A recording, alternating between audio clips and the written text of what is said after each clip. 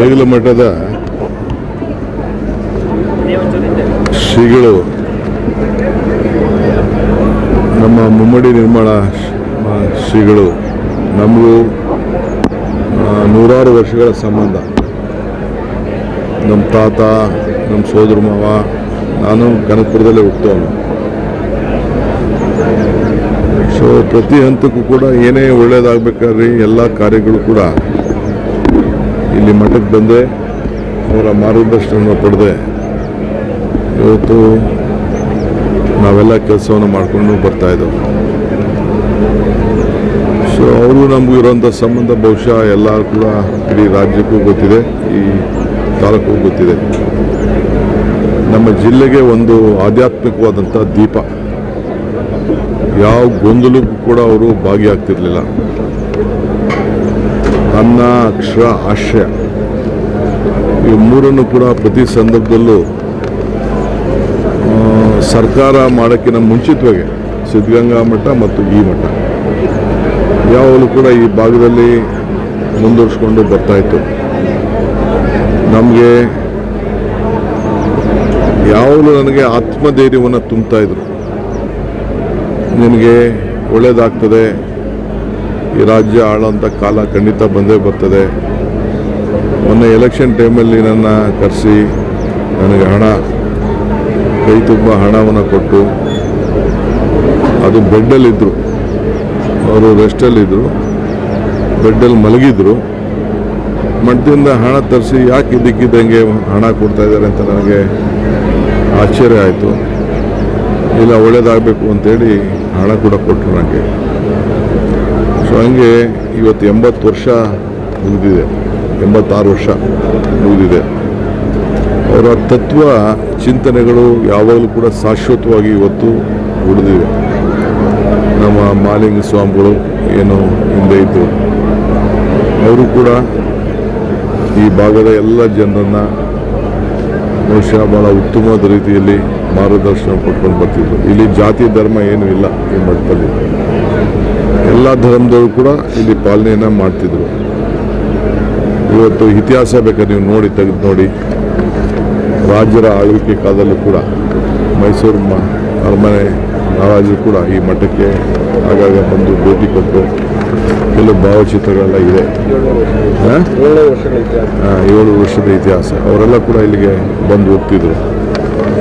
So ಇವತ್ತು ಅಂಥ ಒಂದು ಸಂಬಂಧವನ್ನು ಸುತ್ತೂರು ಶ್ರೀಗಳು, ದೇವರ ಈ ಮಠದ ಶ್ರೀಗಳೆಲ್ಲ ಕೂಡ ಬಂದು ಅನೇಕ ತೀರ್ಮಾನಗಳನ್ನು ಇಲ್ಲಿ ಮಾಡ್ತಿದ್ರು. ಇವತ್ತು ಈ ಒಂದು ಮಠವನ್ನು ಉಳಿಸಿ ಬೆಳೆಸಬೇಕಾದ್ದು ನಮ್ಮೆಲ್ಲರ ಕರ್ತವ್ಯ. ನಾನು ಈ ಮಠದ ಶ್ರೀಗಳಿಗೆ ಹೇಳಿದ್ದೇನೆ, ಬಹುಶಃ ಮಕ್ಕಳ ವಿದ್ಯಾಭ್ಯಾಸಕ್ಕೆ ಬಹುಶಃ ಅವ್ರು ತೆಗೆದುಕೊಂಡಂಥ ದೊಡ್ಡ ನಿರ್ಧಾರಗಳು. ಕರಿಯಪ್ಪನವ್ರ ಸಂಸ್ಥೆ ಬಿಟ್ಟರೆ ಇದೇ ಇದ್ದಿದ್ದು. ಕರಿಯಪ್ಪನವ್ರ ಸಂಸ್ಥೆಗಿಂತ ಮುಂಚಿತವಾಗಿ ಈ ಮಠ ಪ್ರಾರಂಭ ಆಗಿತ್ತು. ಸೊ ಇವೆರಡೇ ನಮ್ಮಲ್ಲಿ ಎಲ್ಲ ವಿದ್ಯಾರ್ಥಿಗಳು ಎಷ್ಟೇ ಕಷ್ಟ ಇದ್ರೂ ಕೂಡ ಇಲ್ಲಿ ವಿದ್ಯಾಭ್ಯಾಸವನ್ನು ಮಾಡಿಕೊಂಡು ಬೆಳ್ಕೊಂಡು ಬಂದಿದ್ದಾರೆ. ಸೊ ನನಗೆ ಈ ತಾಲೂಕಿನ ಒಬ್ಬ ಪ್ರತಿನಿಧಿ, ಮುಖ್ಯಮಂತ್ರಿ ಅದು ಬೇರೆ ವಿಚಾರ, ಆದರೆ ಈ ತಾಲೂಕಿನ ಪ್ರತಿನಿಧಿ ಎಲ್ಲ ಸಂದರ್ಭದಲ್ಲೂ ಕೂಡ ನಮಗೆ ಆಶೀರ್ವಾದ ಮಾಡಿಕೊಂಡು ಬಂದಿದ್ದಾರೆ. ದೊಡ್ಡ ದೊಡ್ಡ ನಾಯಕರುಗಳನ್ನು ಬೆಳೆಸಿದ್ದಾರೆ, ದೊಡ್ಡ ದೊಡ್ಡ ವಿದ್ಯಾವಂತಗಳು ಬೆಳೆಸಿದ್ದಾರೆ, ದೊಡ್ಡ ದೊಡ್ಡ ಅಧಿಕಾರಿಗಳು ಬೆಳೆಸಿದ್ದಾರೆ, ದೊಡ್ಡ ದೊಡ್ಡ ಉದ್ಯಮಿಗಳನ್ನು ಈ ಮಠಕ್ಕೆ ಅಡಿಪಾಯ ಹಾಕಿದೆ. ಸೊ ನಾವೆಲ್ಲ ಒಂದಿನ ತಿರ್ಗಾ ಸೇರಿ ಅವರ ಹೆಸರಿನಲ್ಲಿ ಶಾಶ್ವತವಾಗಿ ಉಳ್ಕೊಳ್ಳಿಕ್ಕೆ ಏನೆಲ್ಲ ಮಾಡಲಿಕ್ಕೆ ಸಾಧ್ಯನೋ ಆ ಕೆಲಸ ಕೂಡ ನಾವು ಮಾಡ್ತೇವೆ. ಇವತ್ತು ಬಂದು ಅವರ ಆತ್ಮಕ್ಕೆ ಶಾಂತಿ ಸಿಗಲಿ. ಭಾಳ ಜನ ಎಲ್ಲ ಅವರ ಈ ಮಠದ ಅಭಿಮಾನಿಗಳು ಎಲ್ಲ ಅವ್ರನ್ನ ಕಳ್ಕೊಂಡಿದ್ದೇವೆ. ಚಿಂತೆ ಮಾಡೋದು ಬೇಡ, ಏಕೆಂದರೆ ಯಾರಿಗೂ ಎಲ್ಲರಿಗೂ ಒಂದಿನ ಸಾವಿದ್ದೇ ಇರ್ತದೆ. ಸೊ ಅವರ ಆದರ್ಶದ ಬದುಕನ್ನು ನಾವು ಕಾಪಾಡಲಿಕ್ಕೆ ಎಲ್ಲ ಥರದ ಪ್ರಯತ್ನ ಸಹಕಾರವನ್ನು ಇಡೀ ತಾಲೂಕಿನ ಜನತೆ ನೀಡೋಣ. ಇದಲ್ಲದೆ ಮೈಸೂರು ಜಿಲ್ಲೆ, ಚಾಮರಾಜನಗರ ಜಿಲ್ಲೆ, ಮಂಡ್ಯ ಜಿಲ್ಲೆ ಮತ್ತು ತಮಿಳುನಾಡಿನ ಕೆಲವು ಭಾಗದಲ್ಲೂ ಕೂಡ ಅವರಿಗೆ ಅಪಾರವಾದಂಥ ಭಕ್ತಾದಿಗಳು ಇರೋದು ನನಗೆಲ್ಲ ಗೊತ್ತಿರೋಂಥ ವಿಚಾರ. ಸೊ ಎಲ್ಲರಿಗೂ ಕೂಡ ಈ ಸಂದರ್ಭದಲ್ಲಿ ಸರ್ಕಾರ ಬಂದಂಥವರೆಲ್ಲರೂ ಕೂಡ ಯಾವ ರೀತಿ ಅವ್ರಿಗೆ ಗೌರವವನ್ನು ಸಲ್ಲಿಸಬೇಕು, ಯಾವ ರೀತಿ ಅವ್ರ ದರ್ಶನವನ್ನು ಮಾಡಲಿಕ್ಕೆ ಅವಕಾಶ ಮಾಡಿಕೊಡ್ಬೇಕು, ಅದು ಮಾಡ್ಕೊಳ್ಳಿಕ್ಕೆ ಈಗಾಗಲೇ ನಾನು ನಮ್ಮ ಅಧಿಕಾರಿಗಳಿಗೆಲ್ಲ ತಿಳಿಸಿದ್ದೇನೆ. ಸೊ ಇನ್ನು ಮುಂದಕ್ಕೆ ಎಲ್ಲ ಕೂಡ ಏನೇನಾಗಬೇಕು ಅದನ್ನೆಲ್ಲ ನಾವು ಕೂತ್ಕೊಂಡು ನನ್ನ ತಮ್ಮಂಗೆ ಹೇಳಿದ್ದೇನೆ ಎಲ್ಲ ಕಾರ್ಯಕ್ರಮವನ್ನು ಅಚ್ಚುಕಟ್ಟಾಗಿ ಮಾಡಲಿಕ್ಕೆ. ಸೊ ನಮ್ಮ ವೀರಶೈವದ ರಾಜ್ಯ ಮಟ್ಟ ಮತ್ತು ರಾಷ್ಟ್ರದ ಅಧ್ಯಕ್ಷರಾದಂಥ ಈಶ್ವರ್ ಖಂಡ್ರೆ ಅವರು ಮಂತ್ರಿ ಒಬ್ಬರೇ ಅಲ್ಲ, ಆ ಸಮಾಜದ ಅಧ್ಯಕ್ಷರವರು. ಅವರು ಕೂಡ ನಾನು ಭಾಗಿಯಾಗ್ತೇನೆ ಅಂತೇಳಿ ಅವರು ಕೂಡ ಎಲ್ಲ ಕೆಲಸ ಬಿಟ್ಟು ಇವತ್ತು ಅವರು ಕೂಡ ನನ್ನ ಜೊತೆ ಬಂದು ಭಾಗಿಯಾಗಿದ್ದಾರೆ. ಸೊ ಎಲ್ಲ ಅವರ ಅಭಿಮಾನಿಗಳಿಗೆ ಈ ದುಃಖದಲ್ಲಿ ಇದ್ದೇವೆ, ಆದರೂ ಕೂಡ ಅವರ ಮಾರ್ಗದರ್ಶನ ನಮಗೊಂದು ದೊಡ್ಡ ಶಕ್ತಿ.